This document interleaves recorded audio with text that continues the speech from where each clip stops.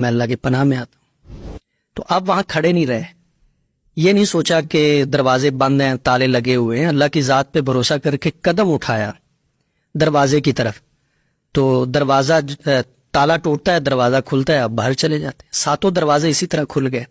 تو جب بندہ قدم اٹھاتا ہے اللہ راستے کھول دیتے ہیں. سبب اختیار کرنے سے تقدیر بدلتی ہے, دعا سے بھی تقدیر بدلتی ہے, اسباب سے بھی اور اعمال سے بھی تقدیر بدلتی ہے. جیسے کہ دیکھیں حدیث پاک میں ہے کہ ایک بندہ دنیا میں آیا ہے تو وہ اپنا رزق بھی لکھوا کے لایا ہے, اپنی عمر بھی لکھوا کے لایا ہے. لیکن دوسری طرف حدیث پاک میں آتا ہے کہ جو بندہ والدین کی خدمت کرے گا اللہ اس کی عمر میں بھی برکت دیں گے, اس کی روزی میں بھی برکت دیں گے. تقدیر کی 2 قسمیں ہیں نا. ایک تقدیر ہے جو کسی عمل کے ساتھ معلق ہے کہ آپ یہ کام کریں گے تو یہ ایسے ہو جائے گا, یہ کریں گے تو یہ ایسے ہو جائے گا.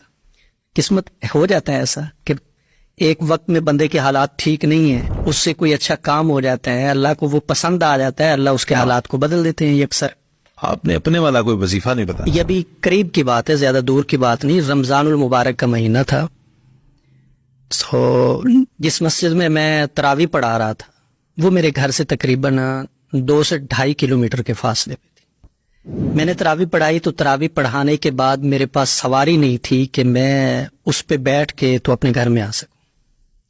تراویح کے بعد حالات اس طرح کے تھے, تو میں پیدل آتا تھا روز ہی. تو ایک دن میں پیدل آ رہا تھا تو دل بڑا بجھا سا ہوا تھا. ہمارے جو ائمہ ہیں, خطبہ ہیں, ان کے ساتھ ہماری مساجدوں والے جو کرتے ہیں, آپ ذرا جانتے ہیں سبھی, تو میں بھی ان کے زیر اثر تھا. لیکن دل میں بڑی ایک کڑن تھی کہ یا اللہ دیکھیں تراویح پڑھا کے آ رہا ہوں اور میرے پاس سواری نہیں ہے, پھر صبح سحری میں جا کے وہاں پہ نماز بھی پڑھانی ہے, درس بھی دینا ہے. تو میں واپس آیا تو گھر میں پہنچ کے نا میرے ایک استاد ہیں, یہ روحانی امریات کے بلوچستان کے, سید عبداللہ شاہ صاحب ان کا نام ہے. میں نے ان کو کال کی تو بس اللہ کی طرف سے ایسا ہوا, میں نے ان کو کال کی تو میرے آنسو گرنے شروع ہو.